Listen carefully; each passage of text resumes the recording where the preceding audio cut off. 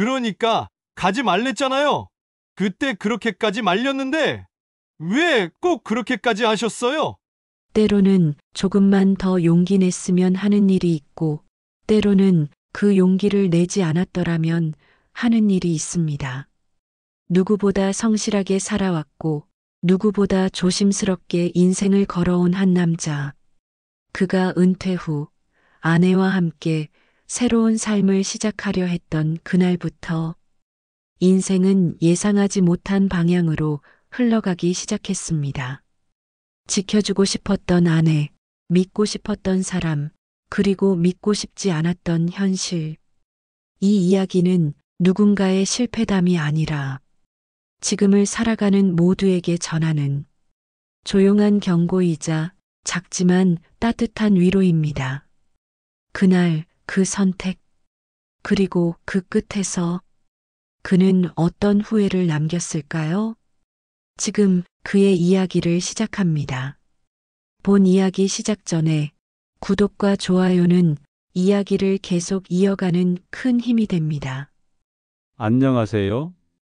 올해로 65이 되었고 제 이름은 김재호라고 합니다. 얼마 전까지만 해도 서울에 있는 작은 아파트에서 아내와 둘이 조용히 살고 있었습니다. 퇴직한 지도 벌써 몇 년이 지났네요. 공무원으로 35년 넘게 일하다 보니 퇴직하는 날엔 그간 고생했다는 생각보다는 이제 뭘 하며 살아야 하나 하는 공허함이 더 컸습니다.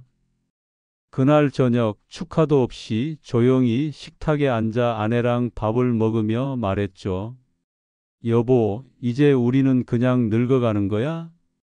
아내는 말없이 웃으며 반찬을 하나 더 제 밥 위에 올려줬습니다. 그게 위로였는지 묵묵한 공감이었는지는 지금도 잘 모르겠습니다. 퇴직금도 받고 연금도 매달 나오고 주변에선 노후는 이제 걱정 없으시겠어요 라고 했지만 사실 그렇지 않았습니다.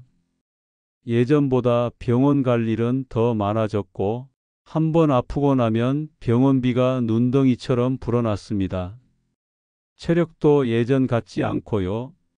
장 보러 다니는 것도 집안일도 전부가 느려지고 버거워졌습니다. 특히 가장 힘들었던 건 하루하루가 똑같다는 거였습니다. 아침에 눈을 뜨면 창밖을 멍하니 바라보다가 커피 한 잔 마시고 TV 리모컨을 돌리고 그러다 점심 먹고 낮잠 자고 다시 저녁. 그렇게 지나가는 하루가 그 다음 날과 다르지 않다는 게 너무 답답하고 무서웠어요. 제가 아내에게 말했어요. 우리 귀촌이나 해볼까? 시골로 내려가서 농사라도 짓고 조용히 살아보는 거야. 아내는 처음엔 반대했지만 한참 생각하더니 서울에서만 늙어갈 필요는 없겠지라고 하더군요. 그렇게 우리는 틈틈이 귀촌 관련 책도 찾아보고 정부에서 하는 귀농 교육도 한번 알아봤습니다. 그런데 문제는 딱 부러지게 결정이 안 서는 겁니다. 시골은 공기가 맑고 조용하긴 한데 병원이 멀고 교통도 불편하고 무엇보다 저희처럼 몸이 약해진 사람들이 낯선 동네에서 새로 적응하며 살기엔 위험 부담이 너무 크다는 생각이 들더라고요. 그렇게 고민하던 중 우연히 연락이 온 사람이 있었습니다. 제 대학 동기 중 한 명이 필리핀 세부에 살고 있다고 하더군요. 재호야, 여기 진짜 좋아. 물가도 싸고 날씨는 늘 여름이고 한국 사람들 많이 살아서 외롭지도 않아. 우리 아파트 앞엔 바다도 있다. 그 친구 목소리에서 묻어나오는 여유가 부러웠습니다. 그날 저녁 아내에게 그 이야기를 꺼냈습니다. 여보, 필리핀 가서 살아보는 건 어때? 아내는 눈을 동그랗게 뜨고는 말했어요. 갑자기 웬 필리핀이야? 외국은 위험하다고들 하잖아. 거기선 공기 좋고 한 달 생활비가 서울보다 훨씬 적게 든대. 우리처럼 은퇴한 사람들이 많이 간다더라고. 그래도 언어도 다르고 병원은 어쩌고. 한국 사람들이 하는 병원도 있고 아는 사람들도 많대. 외국이라기보단 그냥 다른 동네 같다고 하더라. 며칠 후엔 아내와 함께 필리핀 은퇴 이민에 대해 인터넷으로도 검색해 봤습니다. 생각보다 정보가 많았고 실제로 한국인 부부가 거기서 잘 살고 있다는 사례도 많았습니다. 유튜브에는 바다를 배경으로 낮잠 자는 노부부의 영상도 있었고요. 그렇게 저희는 점점 마음이 기울었습니다. 어차피 여기서 늙어가는 거 거기 가서라도 조금은 다르게 살아보는 거 어때요? 아내가 그렇게 말했을 땐 이미 마음이 많이 열려 있었던 것 같아요. 물론 아이들에게도 말했죠. 딸은 고개를 갸웃하며 외국은 너무 위험하지 않아? 하고 물었고, 큰아들은 다 좋은데 거기서 무슨 일 생기면 어떻게 하실 거예요? 하고 걱정스레 물었어요. 하지만 저희는 고집을 꺾지 않았습니다. 다 알아보고 가는 거니까 걱정하지 마. 여기서 그냥 앉아서 늙어가는 것보다 한 번쯤은 살아보고 싶어. 그게 저희가 해외로 떠나기로 결심하게 된 과정이었습니다. 서울 아파트를 팔고 은행 계좌도 정리하고 연금 수령지도 해외로 바꾸고 짐을 싸고 아이들에게 마지막 인사를 한 뒤 김포공항에서 비행기를 탔던 날이 아직도 생생히 기억납니다. 그때는 몰랐습니다. 그 선택이 제 인생을 바꿔놓을 줄은요. 좋은 쪽이 아니라 아주 깊은 어둠 속으로요. 결정을 내리기까지 오래 걸리지 않았습니다. 서울에서 사는 건 점점 부담이 컸고 아내와 저는 남은 인생을 조금 더 여유롭게, 조금 더 우리답게 살아보고 싶었거든요. 아이들 걱정은 되었지만 이제는 그들도 각자의 가정을 꾸렸고 저희 부부도 우리 삶을 살아야 하지 않겠나 싶었습니다. 그런 생각이 들자 오히려 마음이 더 단단해졌습니다. 정리를 시작했습니다. 살던 아파트는 곧 매매 계약이 성사되었고 은행에 남아있던 예금도 전부 해약했습니다.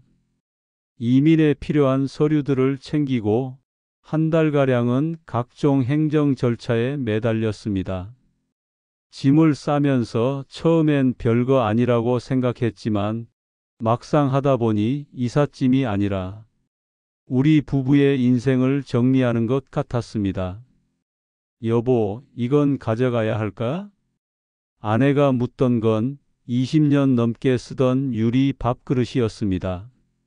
몇 번이나 이가 나갔지만 버리지 못하고 썼던 그것을 아내는 박스 위에 올려놓았다가 다시 내려놓기를 반복했습니다. 가져가지 못하는 건 그냥 두고 가자 라고 입으로는 말했지만 손이 잘 떨어지지 않더군요. 버려진 물건 속에는 우리 가족의 시간들이 담겨 있었기 때문이겠죠. 아이들과 마지막으로 식사를 하던 날, 큰아들은 묵묵히 식사를 하다 말했습니다. 아버지, 진짜 가실 거예요? 그래. 잘 알아보고 가는 거니까 걱정 마라. 요즘 외국도 안전하지 않다던데 혹시라도 무슨 일 생기면 바로 연락 주세요. 알았어. 우리 둘 다 휴대폰 쭉 켜놓고 있을게.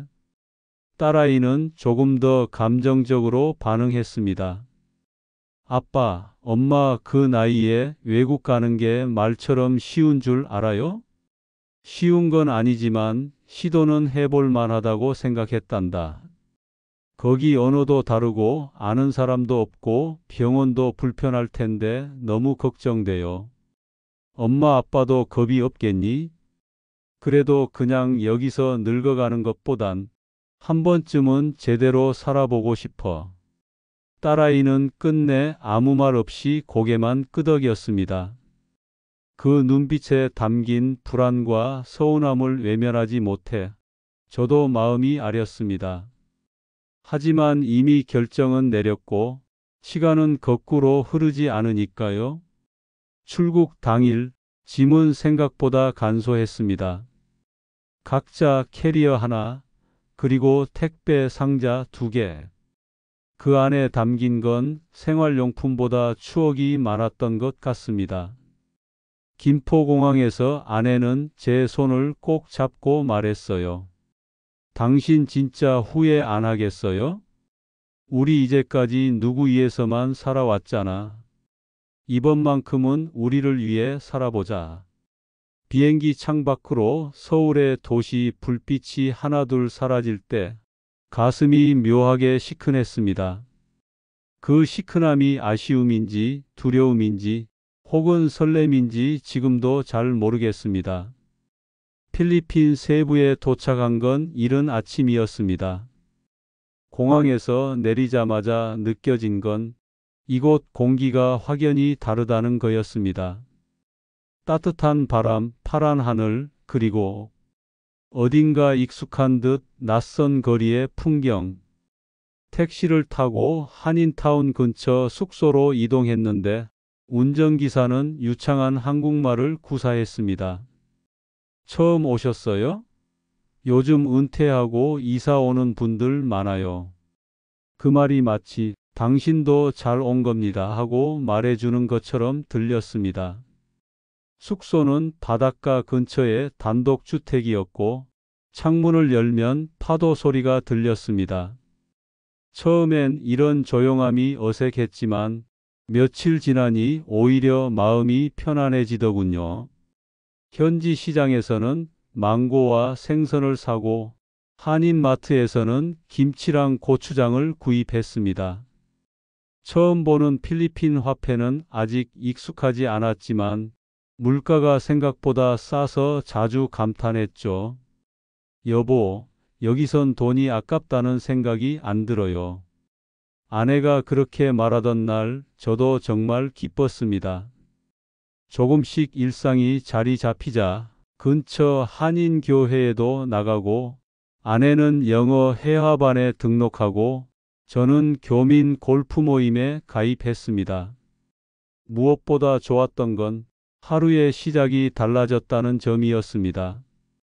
서울에 있을 땐 아침에 일어나 창밖을 멍하니 바라보는 게 전부였는데 여기선 해가 뜨면 바닷가를 산책하고 동네 주민들과 인사도 나누고 낯선 공기 속에서도 새로운 활력을 느낄 수 있었습니다. 당신 정말 이민 오길 잘했죠? 아내의 그 말이 제겐 큰 위로이자 결정이 틀리지 않았다는 확신처럼 들렸습니다. 그리고 바로 그 시기였습니다. 교민 모임에서 한 사람을 알게 된 것도요. 처음엔 그저 반갑고 친근했던 인연이 나중엔 제 삶을 송두리째 바꿔놓을 줄은 그땐 상상도 못했습니다. 세부에 정착한 지 2달쯤 지났을 때였어요. 그동안 생활은 꽤 순조로웠습니다. 아내는 매주 한 번씩 한인 교회를 다니며 요리 모임에도 나가기 시작했고 저는 일주일에 2~3번 골프 연습장에 나가며 몸을 풀었습니다. 서울에선 상상도 못했던 여유였죠. 매일 아침 바다를 보며 커피 한 잔을 마시는 일상이 그렇게 고맙고 평화로울 수가 없었습니다. 그러던 어느 날 교민들이 자주 가는 한한 식당에서 저보다 몇 살 어린 분을 소개받았습니다.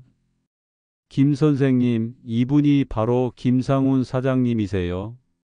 여기서 꽤 오래 사업하신 분이라 이민 생활에 도움 많이 되실 겁니다. 소개를 받은 그날 김 사장과는 간단히 인사만 나눴습니다. 하지만 인상이 참 좋았습니다. 옷차림도 말쑥했고 자세도 반듯하고 말투에는 확신이 묻어 있었습니다. 안녕하세요. 저도 형님처럼 처음엔 놀러 왔다가 결국 눌러앉게 됐죠. 여기 사람들과 정이 너무 들어서요. 그가 그렇게 웃으며 말을 건넸을 때 솔직히 저도 마음이 좀 놓였습니다. 이곳에선 한국말을 쓰는 사람만 만나도 반가운데 경험 많은 사람이 편하게 다가오니 더 믿음이 갔죠. 며칠 뒤 골프 동호회에 나갔다가 다시 그를 만났습니다. 그때부터였던 것 같습니다. 그가 아주 천천히 그러나 꾸준히 저에게 다가오기 시작한 것이요. 형님, 혹시 여기선 따로 수익 나는 구조가 있으세요? 아니, 연금이랑 가지고 온 자금으로만 생활하고 있어. 그러시구나. 제가 왜 여쭤봤냐면 지금 하나 정말 좋은 자리가 나왔거든요. 그는 처음부터 큰돈 얘기를 꺼내진 않았습니다. 대신 이런 말로 제 마음을 두드렸습니다. 요즘 필리핀 부동산이 다시 뜨고 있습니다. 제가 리조트랑 부티크 호텔 투자 진행 중인데 여기서 성공한 교민들 대부분이 부동산으로 돈 벌었어요. 형님도 이 기회 놓치시면 나중에 후회하실 겁니다. 저는 처음엔 흘려들었습니다. 낯선 땅이고 처음 본 사람이었으니까요. 하지만 그는 그렇게 조급하게 굴지 않았습니다. 오히려 저와 아내에게 식사 자리를 만들어주고 교민 모임에서 여러 사람들과도 자연스럽게 저를 연결해 줬습니다. 그런 만남을 여러 번 거치며 김 사장이 단지 말만 잘하는 사람은 아니라는 생각이 들기 시작했습니다. 형님, 다른 건 몰라도 저는 책임감 하나로 여기까지 왔습니다. 믿고 함께 하시는 분들에겐 손해보게 한 적 없습니다. 그가 그렇게 자신 있게 말하던 표정이 지금도 생생합니다. 그러다 어느 날 그는 조심스럽게 이런 제안을 했습니다.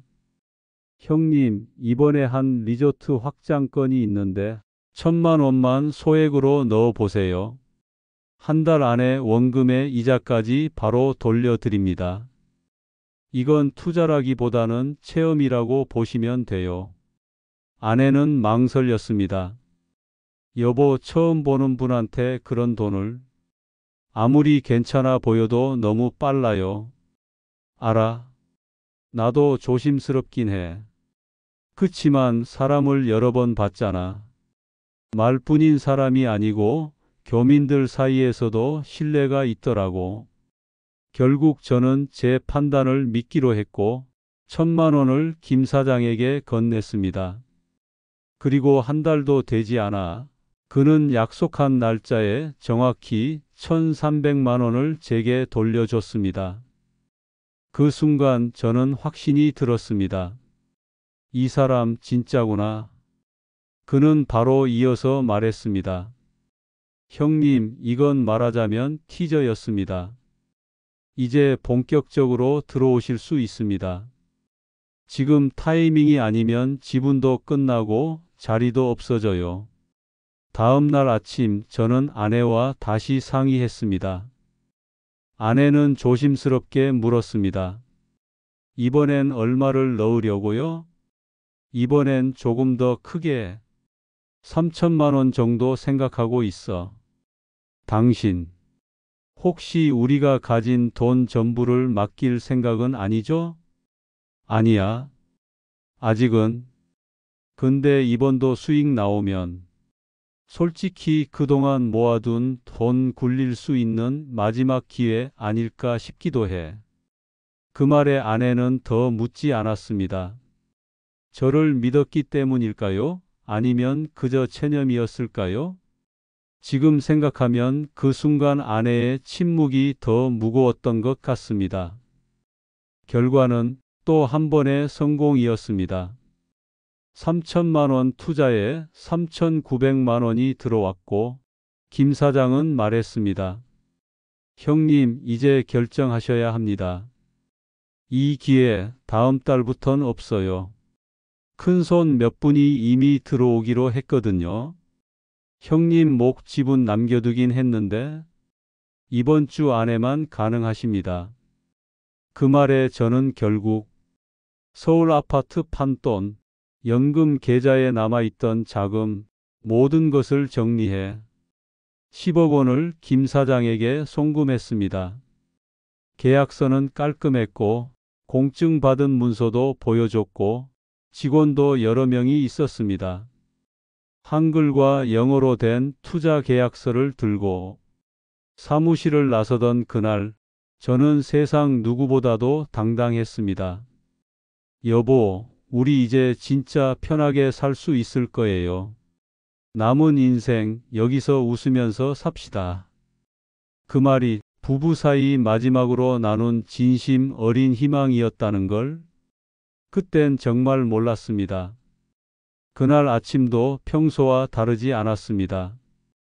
부드러운 바닷바람이 창문 틈으로 들어왔고 아내는 부엌에서 따뜻한 국을 데우고 있었어요. 여보, 오늘은 어디 나가실 거예요? 응. 김 사장님 사무실 들렀다가 시장 좀 다녀오려고. 김상훈 사장이 제게 말했거든요. 형님, 이번 주 계약 진행 상황 체크하시려면 한번 오시죠. 직원들도 다 계실 거고 투자자들 리포트도 준비해 뒀습니다. 그 말이 꼭 사업 설명회 같아서 저도 살짝 들뜬 마음이 들었습니다. 이제 나도 현지 투자자가 된 거구나 하는 기분이었죠. 아내는 조심스럽게 한마디 했습니다. 그냥 좀 이상해요. 당신 요즘 너무 믿고 있잖아요. 걱정 마. 다 확인하고 이상 없으면 본격적으로 같이 가보자. 그렇게 말하며 저는 옷매무새를 다듬고 서류 가방을 챙겨 집을 나섰습니다. 그가 운영하던 사무실은 세부 시내 중심가의 상업 건물 5층이었습니다. 엘리베이터를 타고 올라가면서도 저는 마음속으로 오늘도 그 특유의 자신감 넘치는 미소로 나를 맞이하겠지 라고 생각하고 있었죠. 그런데 문 앞에 도착했을 때 이상한 낌새가 느껴졌습니다. 문 손잡이에 붙어 있는 한 장의 종이 필리핀어로 적힌 문구와 함께 영어로 Contract Terminated No Entry 라고 쓰여 있었습니다. 뭐지? 처음엔 무슨 착오인가 싶었습니다. 그저 자리 옮긴 줄 알았어요. 그런데 주변 상점 직원에게 물어보니 충격적인 말을 들었습니다. 김상훈 씨? 3일 전에 짐 다 빼고 나갔어요. 급하게 이사 간다고. 근데 그 사람 한국 사람들한테 돈 문제로 말 많았어요. 심장이 쿵 내려앉았습니다. 그게 무슨 말입니까? 사장님이 여길 나가셨다고요? 예. 경찰차도 한 번 왔다 갔어요. 무슨 일인지 잘은 모르겠는데 같이 일하던 직원도 전부 사라졌습니다. 그제야 정신이 번쩍 들었습니다. 전화기를 꺼내 김 사장의 번호를 눌렀습니다. 신호는 갔지만 받지 않았습니다. 다급히 몇 번을 더 눌렀지만 결국 통화 연결음은 꺼져버렸습니다. 그 사람의 SNS 계정, 연락처, 메신저 채널 모두 접속이 중단되어 있었습니다. 손에 쥐고 있던 가방이 땅에 떨어졌습니다. 그 안에는 저희 부부의 인생이 담긴 투자 계약서 원본이 들어 있었거든요. 아무 말도 할 수 없었습니다. 머릿속은 하얘졌고 발은 천천히 사무실 앞을 맴돌았고 마치 제가 길을 잃은 아이처럼 눈동자만 허공을 헤매고 있었습니다. 집으로 돌아가는 길이 그렇게 긴 줄 처음 알았습니다. 택시 안에서 창밖을 보며 저는 계속 되뇌었습니다. 설마 설마 진짜 다 가져간 건가? 아니야. 뭐 착오겠지. 그 사람 그렇게까지는 안 했겠지. 하지만 집 문을 열고 들어선 순간 아내가 제 표정을 보자마자 알아챘습니다. 무슨 일이에요? 저는 말문이 막혀 고개를 떨궜습니다. 그 짧은 침묵이 천둥처럼 무거웠습니다. 여보, 그 사람 사무실 정리하고 사라졌어요. 뭐라고요? 직원도 전화도 계약서도 다 연락이 끊겼어요. 아내는 순간 눈이 동그래지더니 다리에 힘이 풀린 듯 주저앉았습니다. 그리고 한 손으로 가슴을 움켜쥐었습니다. 갑자기 숨이. 당신 숨이 안 쉬어져요. 그 말을 끝내기도 전에 아내는 그대로 바닥에 쓰러졌습니다. 저는 소리를 지르며 119에 해당하는 응급번호를 눌렀고 근처 병원으로 급히 옮겼습니다. 의사 소견은 급성 심근경색. 이분은 이미 심장에 무리가 있었던 상태에서 강한 스트레스를 받으신 것 같습니다. 수술이 필요합니다. 시간이 없습니다. 의사의 말이 머릿속을 때렸습니다. 수술비는 얼마입니까? 선납 기준으로 1만 8천 페소. 그 외 약값, 입원비 등 합치면 약 800만 원 정도 예상됩니다. 그 순간 저는 깨달았습니다.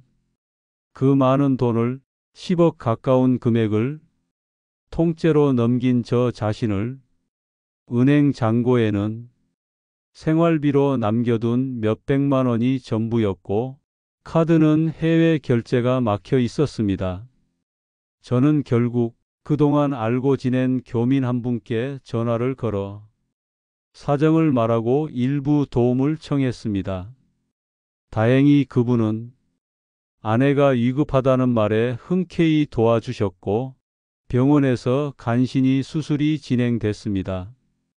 그날 밤 병원 복도 의자에 앉아 저는 아무 소리도 들리지 않는 정적 속에서 손으로 얼굴을 감싼 채 하염없이 눈물을 흘렸습니다. 어떻게 이럴 수가 있을까? 내가 그렇게 어리석었나? 나는 내 가족을, 내 아내를 지킬 수 있는 사람이라 믿었는데 아내는 다행히 회복 단계로 접어들었습니다. 하지만 입원 중에도 표정은 무거웠고 저와 눈을 마주치지 않았습니다. 여보, 이제 어떻게 해야 해요? 돌아가야지요. 이젠 우리 여기서 버틸 수가 없습니다. 부부가 가져온 건 노후의 희망이었지만 돌려보낼 수 있는 건 상처뿐이었습니다. 3월의 인천공항은 아직 겨울의 찬바람이 남아 있었습니다. 짐을 찾고 나와 게이트를 지나던 순간 익숙하면서도 낯선 두 얼굴이 저희 부부를 맞이했습니다. 바로 저희 아들과 딸이었습니다. 큰아들이 한 발 먼저 다가와 아내의 캐리어를 들어주며 말했습니다. 아버지, 어머니 오시느라 고생 많으셨어요. 딸은 저희와 눈을 마주치지 못한 채 잠시 멈칫하다가 아내의 손을 꼭 잡았습니다. 그러니까 가지 말랬잖아요. 그때 그렇게까지 말렸는데 왜 꼭 그렇게까지 하셨어요? 그래도 이렇게 돌아와 주셔서 다행이에요. 그 말에 제 안에서 무언가가 무너지는 듯 했습니다. 죄송함, 후회, 안도 모든 감정이 뒤섞여 눈시울이 뜨거워졌습니다. 하지만 그 순간 그래도 저희를 맞이해주는 자식들이 있다는 사실이 얼마나 감사한지 모릅니다. 공항에서 나와 곧장 큰아들 집으로 향했습니다. 아들 부부는 방 2개짜리 작은 아파트에 살고 있었고 막내 손주도 이제 막 유치원을 다니기 시작한 참이었습니다. 손주가 저희를 보자마자 장난감을 들고 와서 인사를 했습니다. 할아버지, 진짜로 왔네? 그 맑은 목소리에 저도 모르게 웃음이 새어 나왔습니다. 그래, 할아버지 진짜 왔다. 하지만 웃음은 오래가지 않았습니다. 며느리의 표정에서 낯선 긴장감이 느껴졌고 그 집의 공기에는 분명한 조심스러움이 감돌고 있었습니다. 식탁 위에 밥상이 차려지고 저녁 식사가 시작되었지만 어색함은 쉽게 가시지 않았습니다. 그날 밤 아내는 작은 방문 안쪽에서 조용히 말했습니다. 여기 오래 있긴 좀 눈치 보이네. 애들도 힘들 텐데. 그 말에 저도 고개를 끄덕일 수밖에 없었습니다. 아이도 있고 일하는 맞벌이 부부가 함께 사는 집에 저희까지 얹혀 살기에는 현실적으로 무리였습니다. 다음 날 딸이 조용히 말했습니다. 오빠랑 얘기했어요.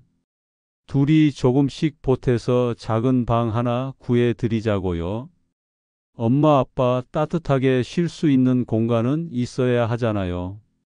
그 말에 저는 아무 말도 하지 못했습니다. 한때는 자식에게 당당했던 아버지였지만 지금은 이들이 베풀어주는 작은 배려 하나에도 고개를 숙일 수밖에 없는 처지가 되어버렸습니다.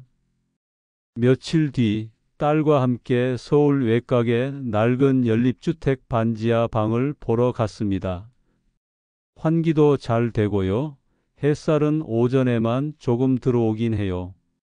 그래도 옆방도 어르신이 살아서 조용하대요. 중개인의 말에 저는 고개를 끄덕였습니다. 방 2칸, 작은 부엌, 욕실 하나. 창문은 도로보다 낮은 위치에 있어 지나가는 사람들의 발만 보였습니다. 그러나 지금의 저희에겐 감지덕지한 공간이었습니다. 입주 첫날 딸이 식료품을 채워 넣으며 말했습니다. 엄마, 요즘은 반찬 배달도 잘 돼요. 필요하면 말하세요. 아내는 고개를 끄덕이며 말했다가 딸이 나간 후 혼잣말처럼 중얼거렸습니다. 이래서 우리가 가지 말았어야 했는데. 저는 말없이 아내의 손을 잡았습니다. 이제 우리 다시 시작해요. 천천히. 괜찮을 거예요. 며칠 뒤 저는 동사무소를 찾았습니다. 기초 생활 수급에 대해 알아보고 시니어 일자리도 문의드렸습니다. 담당 공무원이 제 서류를 훑어보다가 조용히 말했습니다. 어르신 예금 잔고와 건강 상태 기준으로는 기초 수급 심사가 가능합니다. 단 심사에 다소 시일이 걸릴 수 있고 그동안의 생계는 따로 마련하셔야 해요. 그 말에 저는 조용히 고개를 끄덕였습니다. 네, 뭐라도 하겠습니다. 공무원이 책상 옆에서 종이 하나를 꺼내 건넸습니다. 이건 시니어 클럽 일자리 안내입니다. 시간당 급여는 높지 않지만 일정 소득 이하 어르신들께 배정되는 일이 있어요.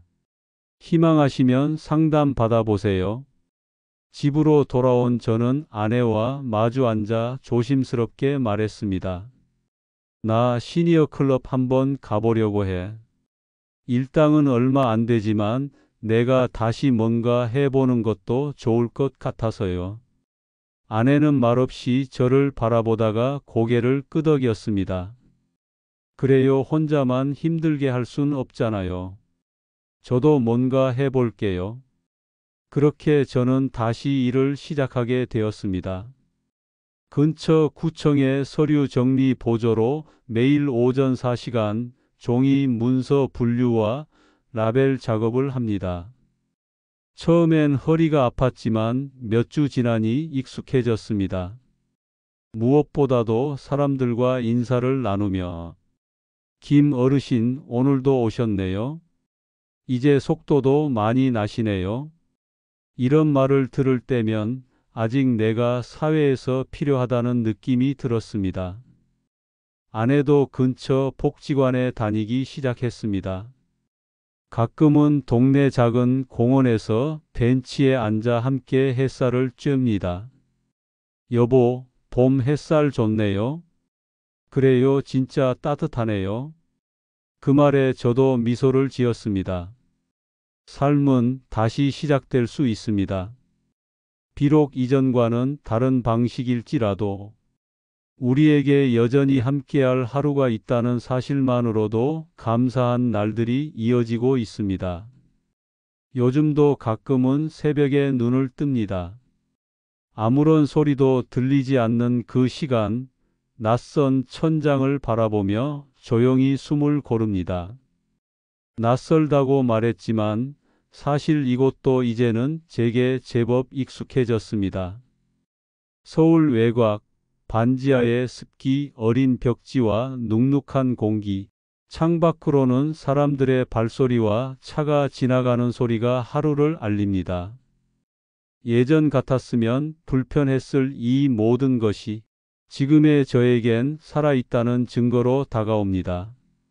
처음 한국에 돌아왔을 때 저는 정말 아무것도 할 수 없을 줄 알았습니다. 빈손으로 돌아왔다는 사실이 너무나 부끄럽고 무언가를 다시 시작한다는 것이 두려웠습니다. 하지만 어쩌면 그렇게 무너졌기 때문에 비로소 저는 다시라는 말을 꺼낼 수 있었는지도 모릅니다. 아내는 어느새 예전의 밝은 모습을 조금씩 되찾고 있습니다. 몸은 여전히 많이 약하지만 복지관에서 친구도 사귀고 가끔은 딸과 영상통화를 하며 웃는 모습을 볼 수 있게 되었습니다. 저도 시니어 클럽 일을 계속하고 있습니다. 하루 4시간 남짓의 단순한 업무지만 그 일터에서 누군가 제 이름을 불러준다는 것, 오늘도 고생하셨습니다 라는 말을 들을 수 있다는 것만으로도 제겐 충분히 의미 있는 하루입니다. 처음엔 내가 이 나이에 이걸 해야 하나 싶었지만 이제는 그래도 내가 아직 누군가에게 필요한 사람이구나 하는 위안으로 바뀌었습니다. 그리고 무엇보다 서로의 손을 놓지 않고 다시 붙잡은 우리 부부의 하루가 비로소 노후라는 단어 안에서 다시 태어나고 있다는 느낌이 듭니다.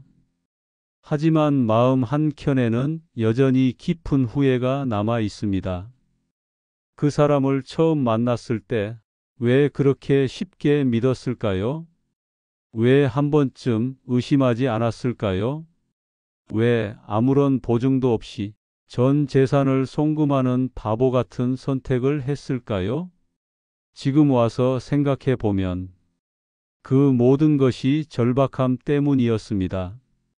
노후를 준비해야 한다는 조급함, 지금 이대로는 안 될 것 같다는 불안함, 그리고 제 아내에게 조금 더 좋은 삶을 만들어주고 싶다는 욕심. 그 마음들이 한꺼번에 뒤엉켜 제 눈을 가려버렸던 것 같습니다. 사람은요, 정말 간절할 때 가장 쉽게 속습니다. 누군가의 말 한마디에, 친절한 태도 하나에, 그럴듯한 계획에, 다 나를 위한 일이라는 포장에 자신도 모르게 휩쓸려 갑니다. 그 결과가 바로 지금의 저였습니다. 하지만 후회만 하고 있을 수는 없었습니다. 무너졌다고 끝은 아니었습니다. 다시 일어설 방법은 생각보다 가까운 곳에 있었고, 그것은 다름 아닌 현실을 인정하는 용기에서 시작되었습니다. 우리는 속았습니다. 우리는 돈을 잃었습니다. 우리는 병까지 얻었습니다. 하지만 살아남았습니다. 이걸 말로 꺼내는데도 많은 시간이 걸렸습니다. 하지만 그 말을 입 밖에 낸 순간부터 어쩌면 다시 시작할 수 있는 여지는 만들어졌는지도 모릅니다. 복지센터의 상담사는 조용히 말했습니다. 노후라는 건요, 어르신, 돈을 얼마나 많이 모아두었느냐보다 위기의 순간에 도움을 청할 수 있는 손이 있느냐가 더 중요하답니다. 그 말이 지금도 제 마음속에 깊이 남아 있습니다. 돌이켜보면 저희가 여기까지 올 수 있었던 건 자식들이 손을 내밀어 줬기 때문이었습니다. 딸은 눈물로 혼냈고 아들은 조용히 지갑을 열었습니다. 부모로서 자존심 상할 수 있는 순간이었지만 그 순간의 도움을 외면했다면 지금 이 평범한 하루조차 맞이할 수 없었을 겁니다. 저는 이제 매일 새벽 작은 공책에 그날그날 쓸 돈과 받은 급여, 공과금을 적습니다. 전에는 얼마를 벌까만 생각했지만 지금은 어떻게 아끼고 어떻게 지킬까를 먼저 생각합니다. 이게 바로 제가 겪은 후회에서 얻은 유일한 교훈이자 앞으로 남은 노후의 가장 중요한 무기라고 생각합니다. 혹시 이 글을 읽고 계신 분 중에도 저와 비슷한 생각을 하고 계신 분이 있다면 꼭 전해드리고 싶은 말이 있습니다. 남은 노후를 바꿔줄 수 있는 기회는 해외에 있지 않습니다. 인터넷 속 화려한 말에도 빠른 돈에도 누군가의 조언에도 있지 않습니다. 그 기회는 바로 지금 여러분 손 안에 있고 그 손을 지키는 법은 속지 않는 것입니다. 저는 그것을 몰랐고 결국 너무 큰 대가를 치렀습니다. 하지만 그래도 오늘 이렇게 살아있다는 것, 서로 마주 앉아 따뜻한 밥 한 끼를 나눌 수 있다는 것, 그것이 제게는 새로운 노후의 꿈이 되었습니다. 이제 저의 꿈은 더 이상 해외에 집을 짓고 조기 은퇴를 하며 남들보다 앞서 나가는 것이 아닙니다. 저는 그저 하루를 버티며 웃는 것, 그 하루를 아내와 함께 맞이하는 것, 그것이면 충분합니다. 누군가는 이렇게 말할지도 모릅니다. 그 고생을 왜 했느냐? 처음부터 조심했으면 됐잖아. 맞는 말입니다. 하지만 인생은 늘 한 번에 정답을 고를 수 있는 시험지가 아니니까요. 이제라도 늦지 않았습니다. 저는 다시 걷고 있고, 아내는 다시 웃고 있고, 우리 가족은 다시 서로를 품고 있습니다. 노후의 꿈은 어디에서가 아니라 누구와 어떻게 살아내느냐에 달려 있다는 걸 이제야 정말 뼈저리게 깨닫게 되었습니다. 그 꿈을 지키기 위해 오늘도 저는 작지만 단단한 한 걸음을 내딛습니다. 감사합니다. 삶은 한 번의 실패로 끝나지 않습니다. 이 부부는 상처 입었고 무너졌고 모든 것을 잃었습니다. 하지만 서로를 놓지 않았기에 다시 걸을 수 있었습니다. 노후의 꿈은 반드시 멀리 있는 게 아닙니다. 지금 우리가 서 있는 이 땅에서 서로 기대며 다시 일어나는 용기, 바로 그 안의 꿈은 다시 피어납니다. 혹시 지금 나는 늦었다고, 이미 끝났다고 느끼고 계신가요? 그렇다면 이 이야기가 당신께 작은 희망이 되길 바랍니다.